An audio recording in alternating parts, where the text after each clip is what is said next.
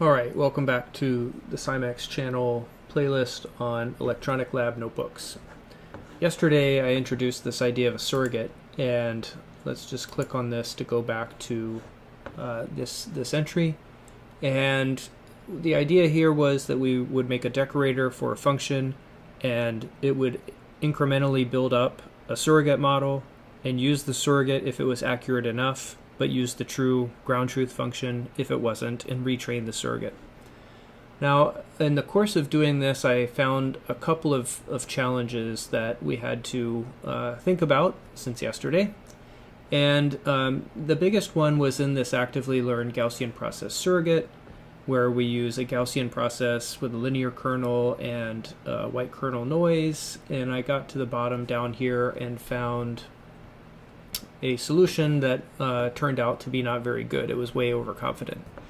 And so down here, I left myself a to-do, which was add a way to update the surrogate and maybe add some random checks. I didn't do that, but I'm going to mark this done. And I'm going to say up here at the top, leave myself a note and say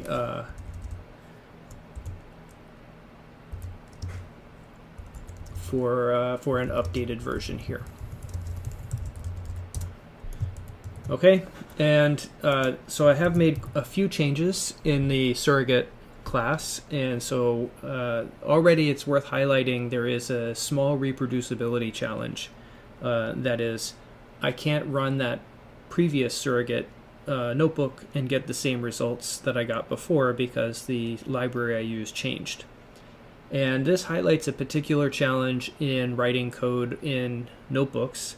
It is very difficult to capture the current version and keep it up to date and be able to reuse it. Now, the library's under Git control, so it's possible I could track that. I could track a specific Git commit. I could check out that library, but then I would have to reinstall it, and you either mess up your global environment if you work like I do, or you run into virtual environment hell, where you have to remember which virtual environment should be active and where. And so it's generally a hard problem to keep track of all of that. And my solution is usually to make notes or rely on context that you're reading it, that you can see, oh, this something has changed here. That's also not perfect. I might not remember those details, but there's not actually a practical way to solve this on a daily basis. It's just a feature of this style of work that you have to get used to. It's one that affects me a lot because I am developing the software packages that we use in the notebook while I develop the notebook. And so it's just like a feature. It would take like 10 times longer for me to try to track all of that information and keep it straight. All right, so let's get on with what we learned about yesterday. So again, the idea here is that we have this experiment, the self-driving light demo. I have this convenient function to get results. I give it an RGB set of values, a label if I want. It communicates with the device in Salt Lake City, and it returns some results. That part is, again, that nothing's changed here. Then I have to set up a model, so I want to create a surrogate model. And we've done design of experiments with polynomial surfaces. That worked pretty well. The problem with those is you need to do all the experiments so that you can fit the model, because that's how linear algebra works. And I focused instead here on a Gaussian process regressor, which you can start with as little as one data point and get on. Some subtle differences that I'm not super sure matter here. I use a dot product because that's a linear kernel, and I'm going to use polynomial features to generate the features from the model. And from the design of experiment work, I know that a quadratic linear surface is a quite good model. And here we're just using a linear Gaussian process kernel to achieve that. I set alpha equal to 10. This is kind of like the noise in the data, but it's not the same as the white kernel. that I used before. It's not that these details don't matter, there's just a lot of them and a lot of different ways to achieve it. Then my model is going to be this polynomial feature generator. If it's not obvious, I'm relying on the default settings of polynomial features. So this is going to take my inputs and generate up to order 2 polynomial features, and then I use my Gaussian process with the linear kernel as the machine learning model. All right, and then here I'm going to use the surrogate from Pyroxy, and this is a decorator that takes our model. We can specify tolerance and verbosity, and then I'm going to decorate this measure function that calls getResults and returns three of the channels that I care about. All right, none of that's changed at all. Where things start to change is here. I'm going to initialize the model. I think it's always a good idea to go ahead and initialize with some number of points. Here I'm going to use 6 points with just random integers from 25 to 75. And I think this is helpful because with one data point, you can't see where you're going. It could be kind of anywhere, any direction, and so it's difficult to tell. And here we could use our design of experiment approach. We could pick any sampling method you want, really. The point is just to make some measurements in the vicinity of the space you want so that you have a way to navigate the space. Now, it feels like something's not right here. This normally takes about 7 seconds. And earlier today I had a timeout on this device. I wonder if I can try to interrupt this. And try it again.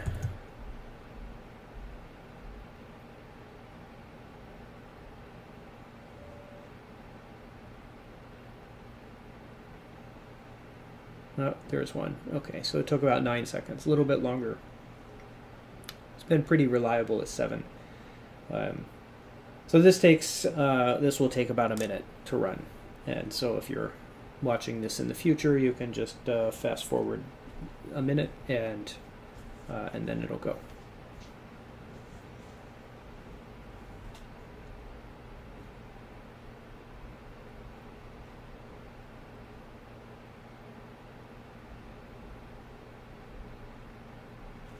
All right, so we just made 6 measurements.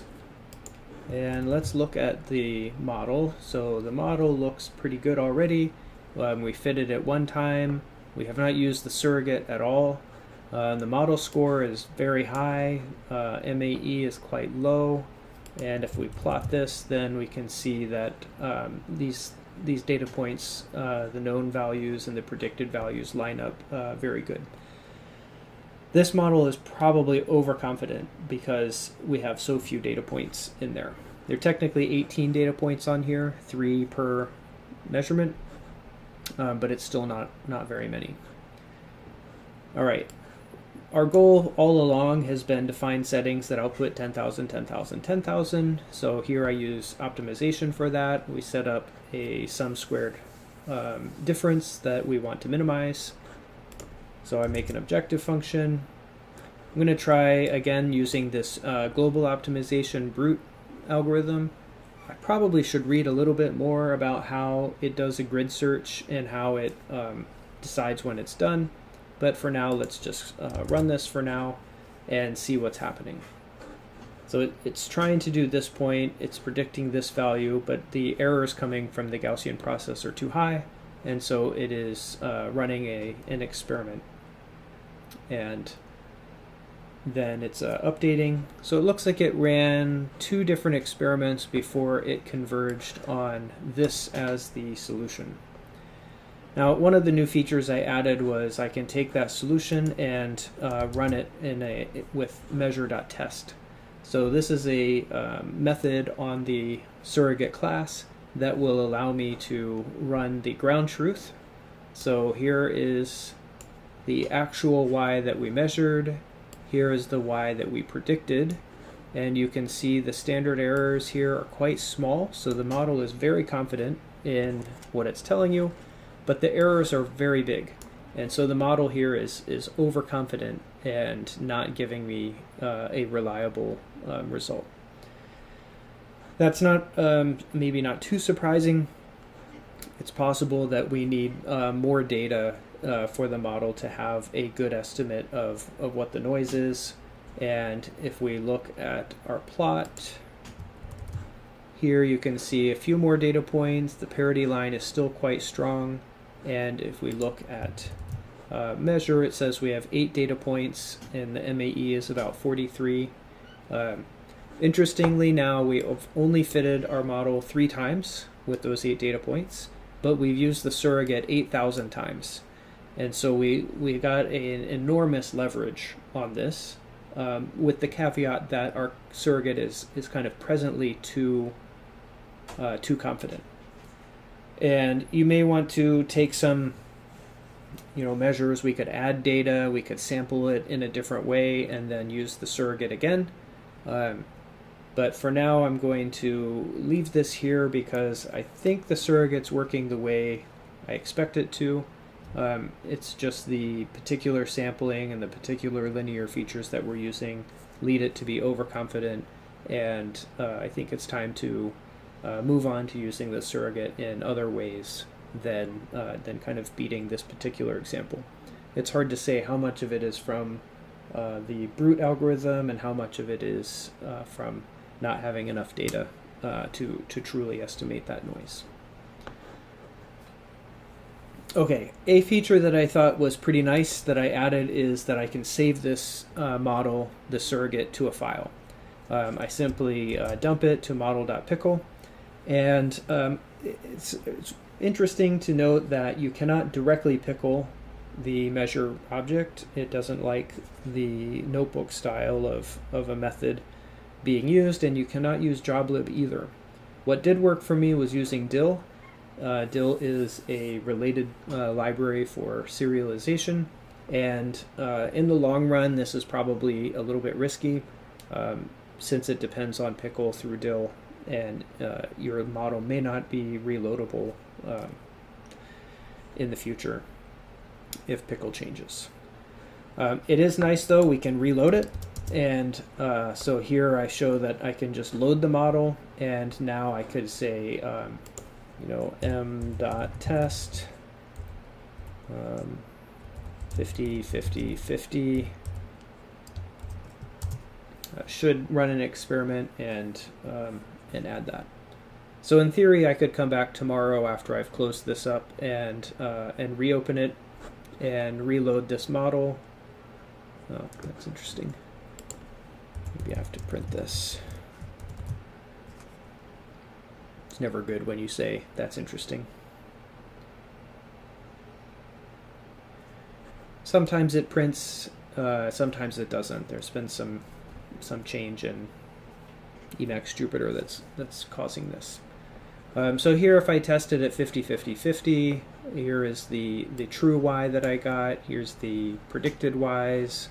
The standard errors, again, these look very confident, overly confident when you look at the actual errors in these down here. So we have 2 errors that are within the tolerance of 100 that I set, and 1 error that's larger. This is really just an indication that you need more data to get these errors up here to be about the same order of magnitude as these down here. You might consider these like uncalibrated in a way, because they haven't seen enough data to represent the true uncertainty. Okay, so that's it for this particular video.